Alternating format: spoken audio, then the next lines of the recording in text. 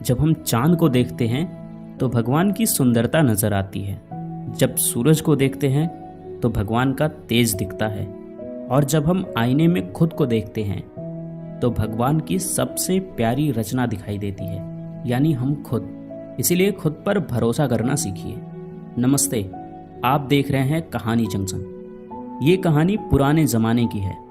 एक किसान था जो रोज सुबह सुबह अपने कंधे पर एक डंडा रखता और उस डंडे पर 2 घड़े लटका लेता।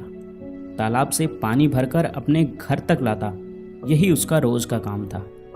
अब बात ये थी कि वो दोनों घड़े काफ़ी पुराने हो चुके थे और उनमें से एक घड़ा फूट गया था। जब किसान पानी भरता तो उस फूटे घड़े में से पानी रिसने लगता। किसान जब घर पहुंचता तो 2 घड़े पानी की जगह सिर्फ 1.5 घड़ा पानी ही पहुंच पाता। जो घड़ा सही था उसे इस बात पर बहुत घमंड था। वो अक्सर उस फूटे घड़े को चिढ़ाता रहता।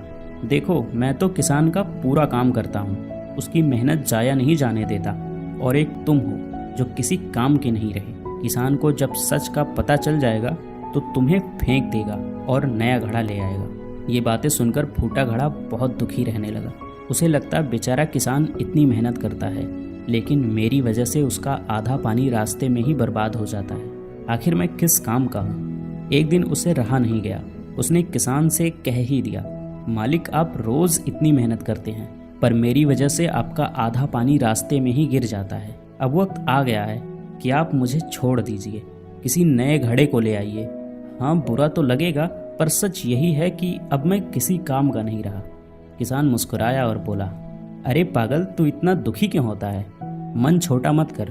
कल सुबह जब हम फिर से तालाब से पानी भरकर लौटेंगे तो रास्ते में एक चीज़ देखना, फिर बात करेंगे।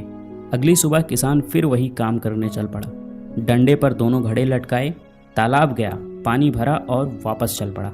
लौटते वक्त फूटे घड़े ने देखा कि रास्ते के किनारे खूबसूरत रंग बिरंगे फूल खिले हुए थे। फूल देखकर उसका दिल खुश हो गया।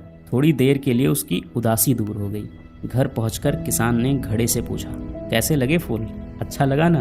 फूटा घड़ा बोला, हाँ मालिक, आज रास्ता तो बहुत सुंदर लग रहा था, पर फिर से उदास हूँ क्योंकि आज भी आप पूरा पानी लेकर चले थे, पर घर सिर्फ 1.5 घड़ा पानी ही पहुँच पाया। आपकी मेहनत तो फिर आधी रह गई ना। किसान ने प्यार से कहा, तुम्हें पता है, वो सारे फूल तुम्हारी ही वजह से खिले हैं। तुम्हारी तरफ ही क्यों खिले थे ये पता है? क्योंकि मुझे बहुत पहले से मालूम था कि तुम फूट चुके हो। इसीलिए मैंने क्या किया, बाजार से बीज लाया और पूरे रास्ते में जिस तरफ तुम लटकते हो वहाँ वो बीज बो दिए। जब भी तुमसे पानी टपकता वो बीज सिंच जाते और धीरे धीरे वहाँ इतने सुंदर फूल उगाए। रास्ता सज गया, वो भी तुम्हारी वजह से।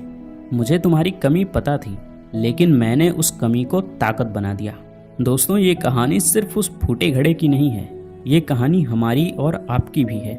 इस दुनिया में कोई भी परफेक्ट नहीं होता, कमियां सब में होती है, लेकिन अगर हम अपनी कमियों पर काम करें और उन्हें अपनी ताकत बना लें तो हमारी कीमत सही घड़े से भी कहीं ज़्यादा हो सकती है।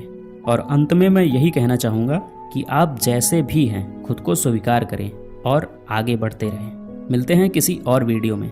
कहानी पूरा सुनने के लिए बहुत बहुत धन्यवाद। अगर आपको कहानी अच्छी लगी है तो आप इस वीडियो को लाइक कर सकते हैं और हमारी फैमिली का हिस्सा बनने के लिए